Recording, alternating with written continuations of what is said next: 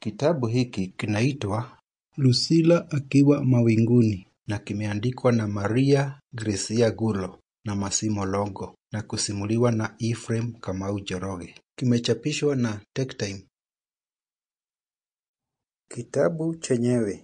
Sio mara moja, bali mara 1000 mama yake alisema binti asisumbuliwe anapofanya kazi za nyumbani. Shuleni Lucilla alikuwa ni binti mwenye akili na bidii. Kila mara kichwa chake kilikuwa kwenye mawingu. Pindi mama yake alipomkabidhi zoezi muhimu kwenye mikono yake, binti aliweza kubuguziwa na kuacha nusu ya kazi haijakamilika. Alikuwa ni binti mwenye macho ng'aafu, mwenye nywele ndefu mpaka kwenye mabega. Kwa umri wake, alikuwa mrefu na mwembamba, achilia mbali usumbufu wote aliokuwa akiusababisha. Mara zote alikuwa akileta furaha katika nyumba yao. Lucilla na familia yake waliishi kwenye kilima ndani ya msitu. Walikuwa na utajiri wa furaha ila masikini sana wa mali. Hata hivyo, hiyo haikuwafanya washindwe kuwa binadamu wenye ukarimu na kuacha kumhudumia bibi kizee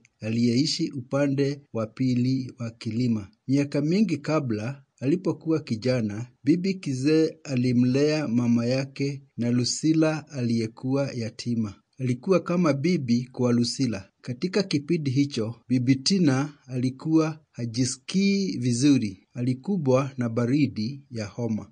Mama yake Lucilla, ambaye kuanzia sasa tutamuita Kamomile, mti ambao maua yake meupe na njano hutumika kutengeneza chai. Kwa uvumilivu wake, enzi hizo ilikuwa inachosha kwenda kumtembelea.